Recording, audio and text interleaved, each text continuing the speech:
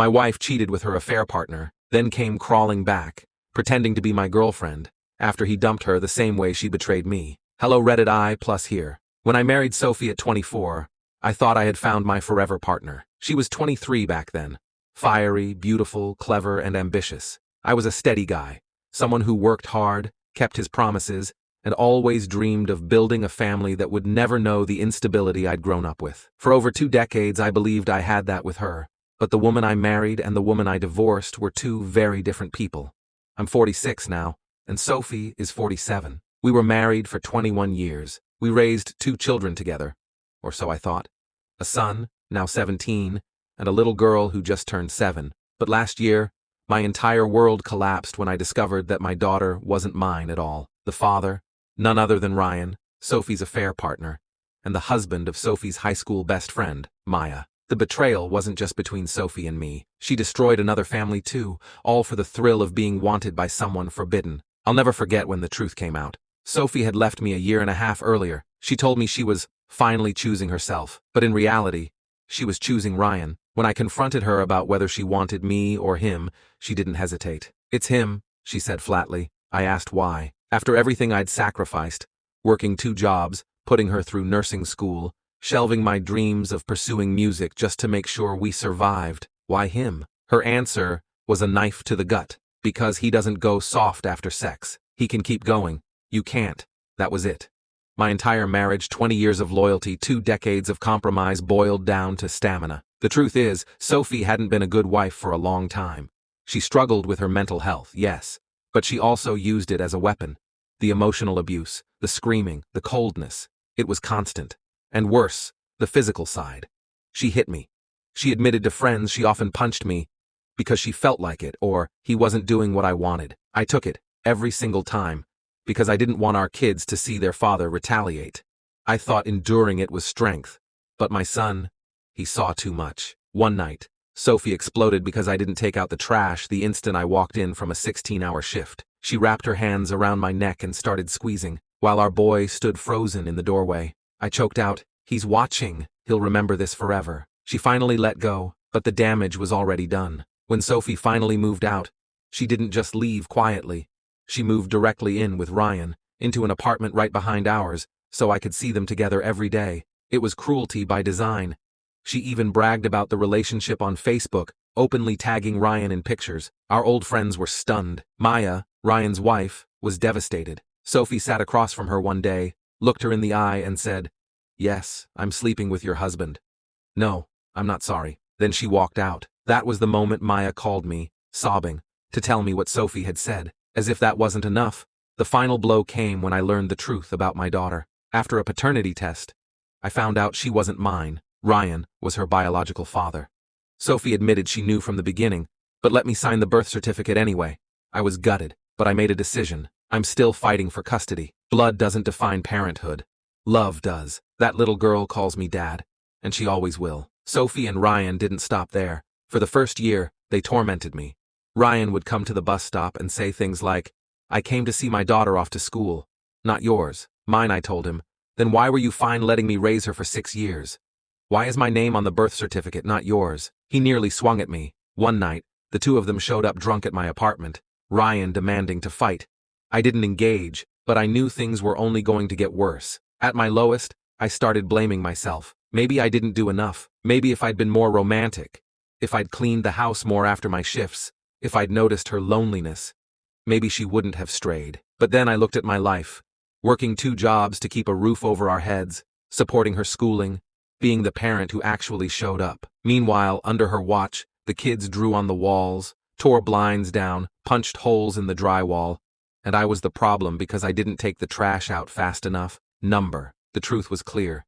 She wanted to rewrite the story to blame me, but I wasn't the villain here. My brother eventually dragged me out of my shell. He begged me to join his band, but when I declined, he introduced me to the guys anyway. Through them, I met Nora, a warm, intelligent woman of 44 who'd been through her own heartbreak. We clicked instantly.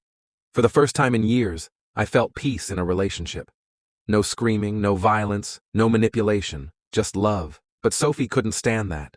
She still had keys to my apartment and would let herself in. One day she walked in and found Nora there. She blew up, demanding to know who Nora was and why she was in her home. I told her plainly, "This isn't your home anymore. You left. Who I'm with is none of your business." That's when her obsession started. She stalked Nora online, sent her a Facebook request, then called me screaming when Nora refused to accept.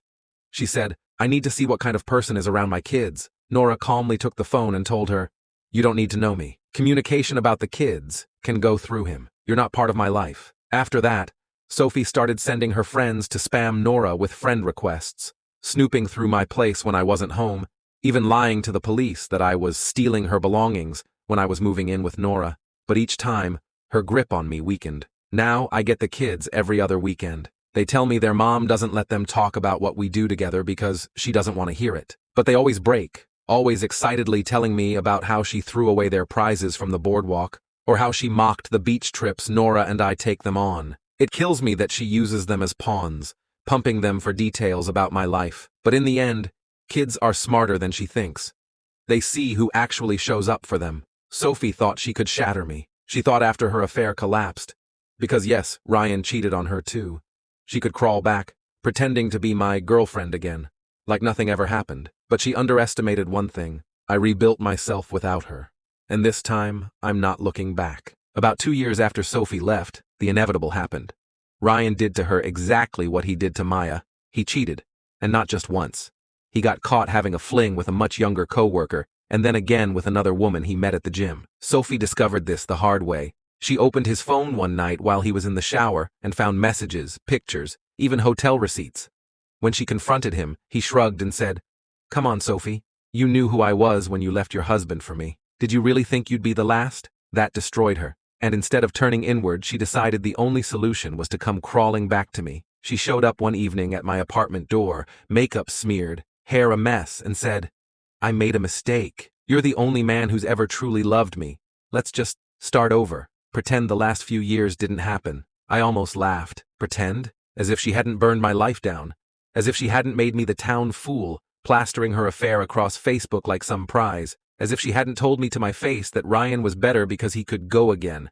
And I couldn't. Still, part of me was curious what she would say next. I let her talk. She poured it all out. How Ryan was a liar. How she should have chosen me. How she knew now that I was the better man, the better father, the better husband. She even said, "The kids need us back together. Don't you want them to see their parents happy again?" It was manipulation at its finest. I told her flatly, "You didn't want me when I begged you to stay. Now that he's done with you, suddenly I'm worth something again? I've moved on, Sophie. You don't get to waltz back in," her face twisted with rage. And I knew right then she wasn't going to let it go. Weeks later, she filed a motion in family court. She wanted full custody of both kids, claiming I was an unfit parent because of my unstable living arrangements with Nora. The irony? I had a steady job, a clean home, and a healthy relationship. Meanwhile, she was bouncing between apartments after Ryan kicked her out, dragging the kids through constant chaos. But she played dirty. She told the court that Nora was dangerous, that my son had told her Nora screams at him. A flat-out lie.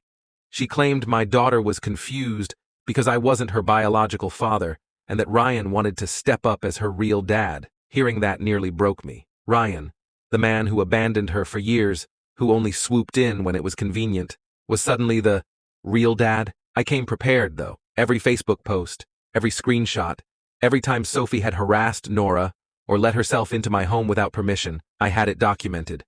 My lawyer shredded her in court. When the judge asked why she thought I was unfit, she had nothing but half-baked accusations and crocodile tears. The judge saw through it. Instead of full custody, she got slapped with a warning about parental alienation. I kept shared custody, and she left court fuming. When the custody play failed, she switched tactics. She started a smear campaign. She called mutual friends, claiming Nora was brainwashing me, that she was some kind of gold digger after my money.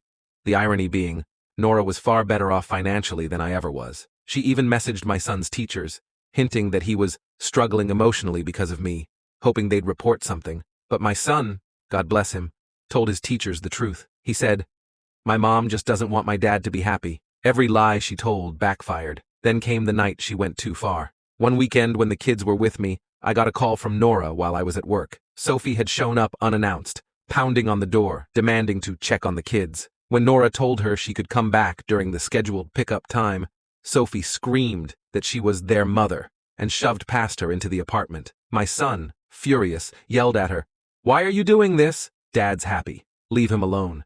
That was the breaking point. I called the police. She was forced out, humiliated, and warned never to enter my home again without my permission. After that, something shifted. The kids began seeing her for who she really was. My daughter, even though she wasn't biologically mine, started refusing to call Ryan dad. She told Sophie, "He wasn't there when I was little." Daddy was my son grew even colder toward her. He started spending less time at her place, always asking to be with me instead. He told me once, "Mom just wants you miserable. She doesn't care about us." That crushed me, and also healed me in a way, because for the longest time, I thought she'd turned the kids against me. But it turned out, kids notice more than you think. Eventually, Sophie's schemes dried up. Ryan wanted nothing to do with her. Maya had moved on, happily remarried. Our old friends cut her off after seeing her true colors.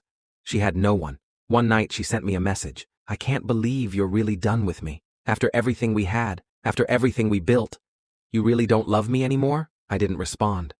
Because the truth was, I loved the woman I thought she was. The woman I met at 23, who laughed at my dumb jokes, who dreamed about a little house and 2 kids. But that woman died a long time ago. The person messaging me that night, I didn't know her, and I didn't want to. Where I am now, these days, Nora and I live peacefully by the beach. The kids love coming over. Boardwalk rides, aquarium trips, bonfires on the sand. It's simple, but it's home. Sophie still tries little things. She'll toss away prizes the kids bring home from our weekends. She'll make snide comments about Nora. She'll even try to pry for details about my life. But none of it sticks anymore. Because I've learned the most powerful thing you can do to someone who thrived on controlling you is this: move on, truly move on, and never look back.